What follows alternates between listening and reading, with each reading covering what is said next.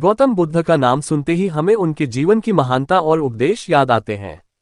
एक बार की बात है, बुद्ध एक गांव में प्रवचन देने पहुंचे।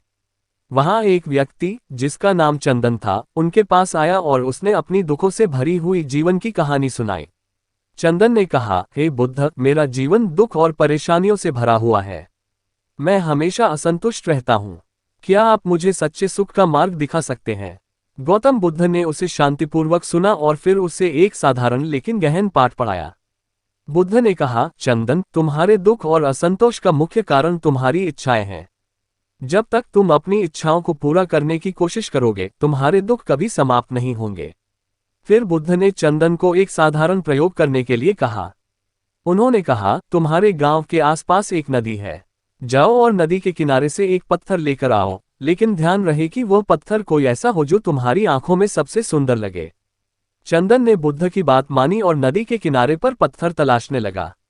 उसने कई पत्थर देखे, लेकिन अंत में उसने एक ऐसा पत्थर चुना जिसे उसने सबसे सुंदर माना। वह पत्थर लेकर बुद्ध के पास लौटा। बुद्ध ने चंदन से पूछा, अब तुम इस पत्थर को क्या करोगे? चंदन ने कहा, मैं इसे अपने घर ले जाऊंगा और अपने परिवार को दिखाऊंगा। बुद्ध ने मुस्कुराते हुए कहा, ठीक है, लेकिन एक बात ध्यान रखना। ये पत्थर तुम्हारे जीवन की समस्याओं का हल नहीं है।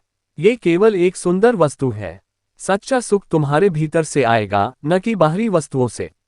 चंदन ने बुद्ध की बातों पर ध्यान दिया और समझ गया कि खुशी और संतोष बाहरी वस्तुओं से नहीं, बल्कि अपने मन की स्थिति और इच्छाओं की संतुष्टि से मिलता है। उसने अपने जीवन की दृष्टि बदली और बाहरी सुख साधनों की खोज छोड़कर आंतरिक शांति की ओर बढ़ने का निर्णय लिया। ये कहानी हमें ये सिखाती है कि सच्चा सुख बाहरी चीजों में नहीं है, बल्कि हमारे भीतर की सोच और मानसिकता में है। जब हम अपनी इच्छाओं को नियंत्रित कर पाते हैं और आंतरिक शांति को अपनाते हैं, तब हम सच्चे सुख की प्राप्ति कर सकते हैं।